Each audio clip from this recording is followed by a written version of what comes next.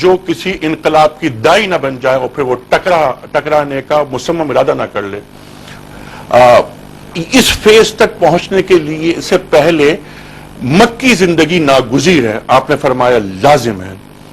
ہمارے زوال کا اسباب اور ہماری دینی جماعتوں کا دینی تحریکوں کی اب تک ناکامی کے اسباب میں سے ایک سبب یہ ہے کہ ان تنظیموں نے، ان تحریکوں نے فرد کو تیار نہیں کیا. جو رسول کریم صلی اللہ علیہ وآلہ وسلم کی میتھڈولوجی آپ نے فرمایا، سرکار دو عالم صلی اللہ علیہ وآلہ وسلم فرد کا تزکیہ، معاشرے کا تزکیہ اور پھر وہ ریاست جو مدنی زندگی، اس کا تزکیہ کس انداز سے فرماتے تھے؟ اس تزکیے کے دو اصول تو میں آپ کے سامنے رکھ چکا ہوں کہ جو آغاز سے تھے، اول روز سے. رات کا قیام، یا ایھا المزمل، یہاں حکم جو ہے صرف حضور کے لیے نہیں ہے. یہ یا ایھا المزمل قم اللیل الا قلیلا نصفہ او انقص منہ قلیلا او زد علیہ ورتل القرآن ترتیلا.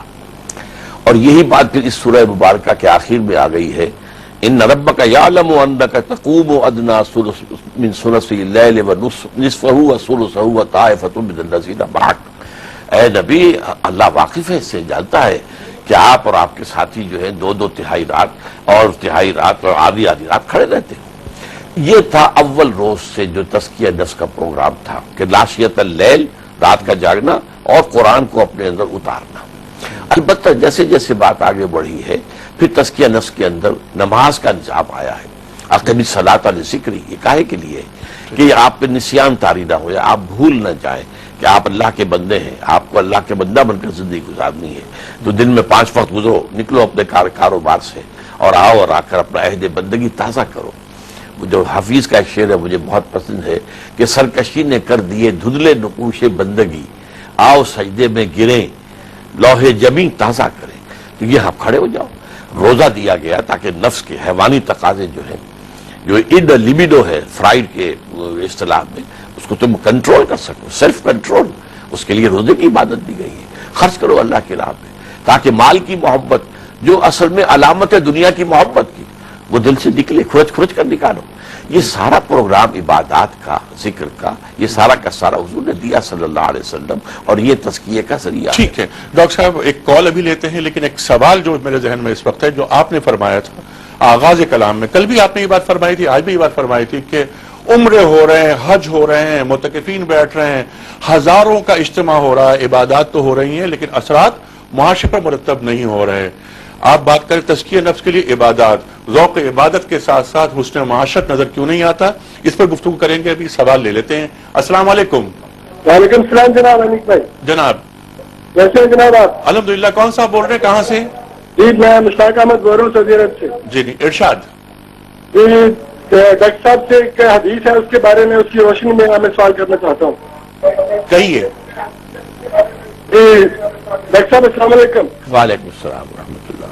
یہ ایک حدیث ہے نبی کریم علیہ الصلوۃ والسلام کی، بدا اسلام غریبا فیعود کما بدا فطوبى للغرباء.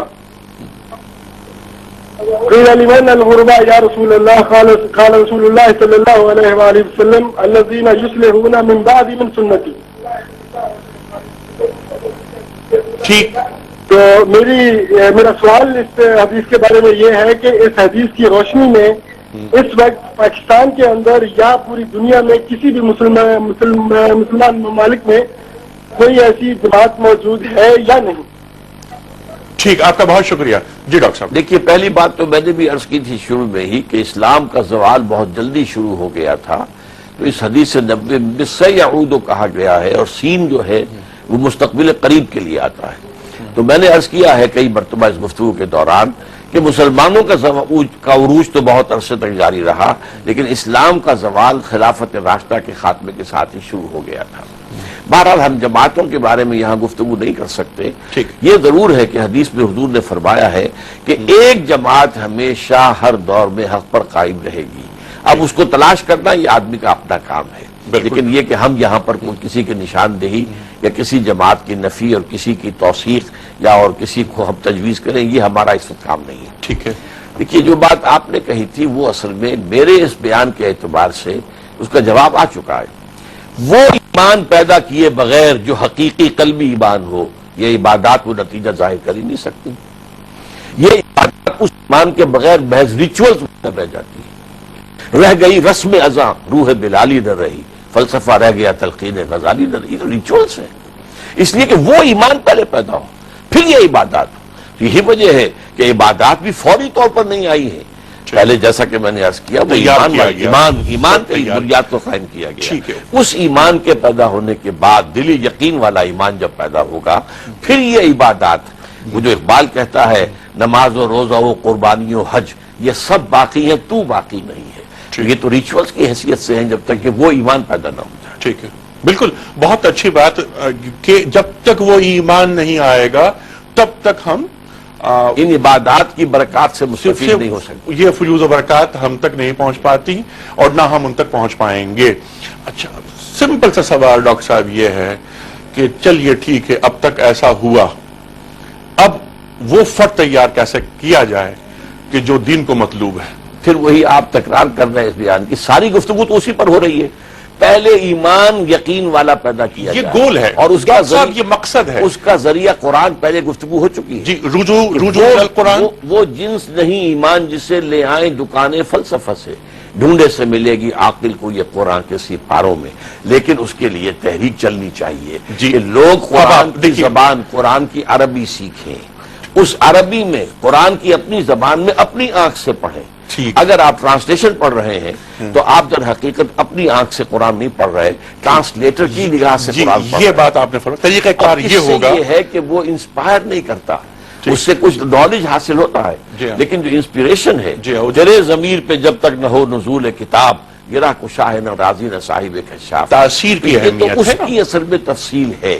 لیکن یہ کہ پہلے دن کی بات میں نے کہی تھی، بذریعہ قرآن ایمان، بذریعہ بیعت تنظیم، ٹھیک، بذریعہ قیام اللیل اور قرآن تزکیہ، ٹھیک ہے. پھر یہ کہ اس کے ساتھ ساتھ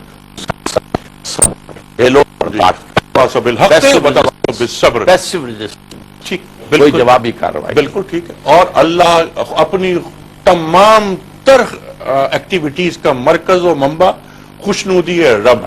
انا صلاتی و نسکی مرکز و منبع نہیں، مقصود مقصود بالکل، یعنی اللہ بس باقی ہوس.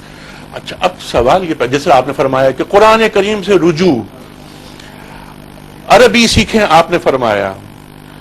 رسول کریم صلی اللہ علیہ وآلہ وسلم جب تزکیہ کرتے، میرا سوال آپ سے یہ تھا، تزکیہ کرتے ہیں افراد کا، کیا وہ یہ وہاں پر یہ آپ نے فرمایا کہ پہلے تم عربی سیکھو، پہلے تم قرآن کریم سے قریب اس انداز سے ہو؟ سوال یہ پیدا ہوتا ہے کہ ایک چند شخصیتیں ہوتی ہیں جن کو دیکھ کر لوگ ویسا بننا چاہتے ہیں، چلتے پھرتے کردار پیدا ہوتے ہیں. میرا اشارہ اس جانب تھا کہ وہ کردار کیسے پیدا ہوں گے. اور پچھلے 100 برس میں میری بات سنیے، وہ شخصیتیں کہاں سے آتی ہیں؟ جب بات پہلی آپ کر رہے ہیں، جب میں نے عرض کیا کہ پہلا حکم بھی قرآن کا ہے، پڑھو قرآن، رات کو کھڑے رہو اور پڑھتے رہو. اور قرآن عربی سیکھنے کا تو سوال ہی وہاں نہیں تھا، ان کی اپنی زبان تھی. از دل خیزت بر دل ریست، حضور کی زبان مبارک سے یتلو علیہم آیاتہ، حضور کی زبان مبارک سے یہ بات رہے گی جاری. اس وقت ہمیں جانا ہے بریک کے جانے، پھر ہم جوڑیں گے گفتگو کو اسی پوائنٹ پر.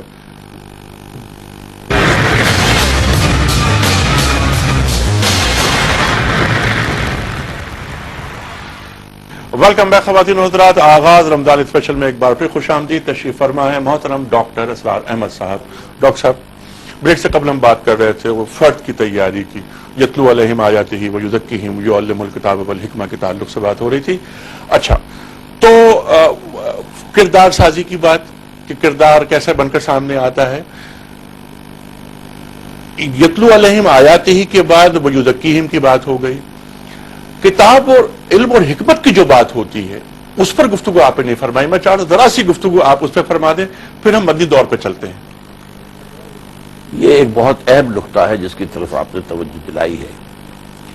یہ المزبور قرآن مجید میں 4 مرتبہ آیا ہے، لیکن چاروں مرتبہ مدنی صورتوں میں آیا ہے.